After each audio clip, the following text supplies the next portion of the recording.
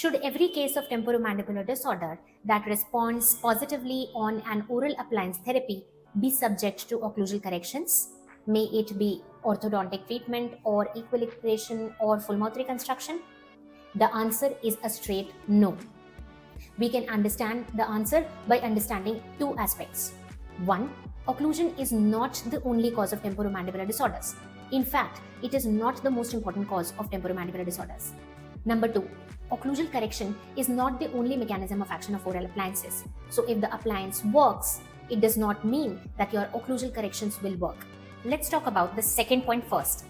The misconception that occlusal correction is the only mode of action of oral appliances leads us to think that if oral appliances that produce an optimum occlusal condition are effective in treating the patient's symptoms, then a similar reproduction of occlusal perfection in the patient's occlusion will help in getting the patient into permanent relief. The problem with this misconception is that occlusal correction is not the most important mode of action of oral appliances. Actually, a change in peripheral input to the central nervous system that puts down parafunction is the most important mode of action of oral appliances. So it is the reduction in parafunction that reduces joint loading that is doing the job for you in most of your patients. It helps in healing in intracapsular disorders and recovery in muscle disorders. This reduction in parafunction, which is the most important mechanism of action of oral appliances, is a transient effect, which is why we need to alter the occlusion on appliance every few weeks.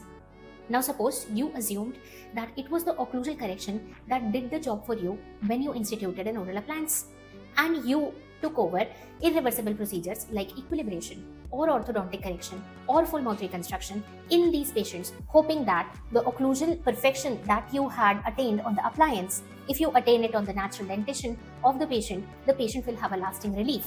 This occlusal alteration will again be a change in peripheral input to the central nervous system, and it would also put down parafunction, but transiently.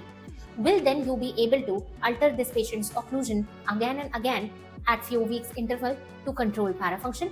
No, of course not. In these cases where occlusion wasn't the main cause of the temporomandibular disorder, undertaking an irreversible procedure like equilibration, full mouth reconstruction, and orthodontic treatment when it was not required would end you up into a lot of trouble.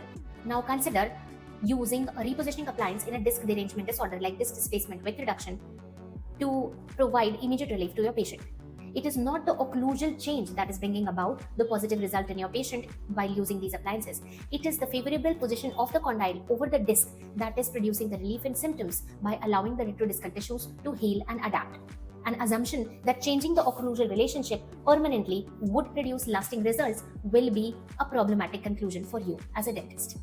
So now let's come to the first point, that occlusion is not the only cause of temporomandibular disorders. In fact, occlusion is the less important of the causative agents in temporomandibular disorders.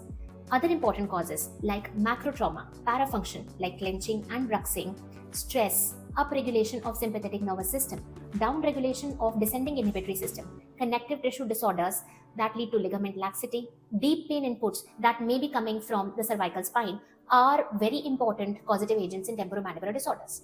If your patient suffers from any of these causative agents that might be totally unrelated to the occlusion, then occlusal correction will be futile in these patients. To your surprise, occlusal appliances act on a number of these causative agents and control them to produce positive results. So an assumption that working of occlusal appliance guarantees working of occlusal changes is a wrong assumption. So before undertaking any irreversible occlusal corrections, be assured that occlusion was the cause of the problem in your patient. Thank you.